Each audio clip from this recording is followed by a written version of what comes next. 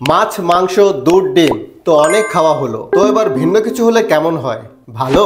ভাতের প্রতি লোকমাতে লুকোনো মজার ভরপুর স্বাদ পেতে আজ আপনার দুপুর কিংবা রাতের ডিশে থাকুক শুটকি। কি জিভে জল চলে আসলো?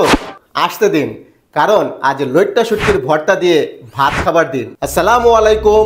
দি ফ্রেশ ফ্লেভারে মোহাম্মদ ফেরদৌস রহমান স্বাগত জানাচ্ছি সবাইকে লইট্টা শুটকির ভর্তা পার্টিতে। তো বক বক বন্ধ, তো চলুন মুখের স্বাদের সাথে সাথে নাকে নেই মজাদার লইট্টা শুটকির গন্ধ।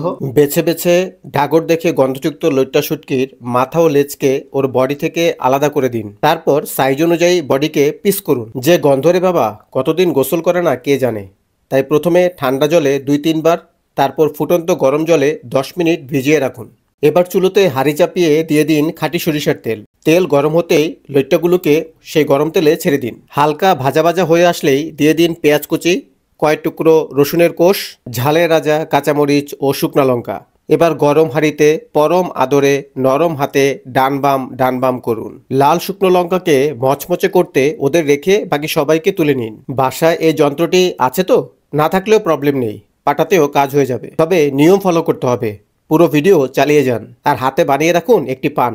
বাটনার উপর সকল উপাদানগুলো রেখে হালকা পিষুন। পিষতে পিষতে হাত ব্যথা হয়ে আসলে একটি ঝাড়া দিন, কারণ পরের বার শক্তি দ্বিগুণ করে পিষতে হবে। এবার দিয়ে দিন স্বাদের বস নুন, আবারও পিষুন। এইরকম হলে বুঝবেন আপনি সঠিক রাস্তায় আছেন। এই পর্যায়ে দিয়ে দিন শুকনো লঙ্কা, পেঁয়াজ কুচি, ধনিয়া পাতা ও অল্প সরিষার তেল। এবার পুনরায় ফাইনাল খেলার শেষ বাঁশি বাজিয়ে সবগুলোকে মাখিয়ে গরম ভাতের হাঁড়িতে কবজি ডুবিয়ে খেতে শুরু করুন। খাওয়া শেষে মুখে দিন পান আর করুন আমার গুণগান। অনেক কষ্ট করে আপনাদের জন্য ভিডিও বানাই, তাই ভিডিওগুলো ভালো লাগলে চ্যানেলটি সাবস্ক্রাইব করতে ভুলবেন না। আর যদি ফেসবুক পেজ থেকে দেখে থাকেন তাহলে লাইক ও ফলো বাটনটি চেপে দিন। ধন্যবাদ।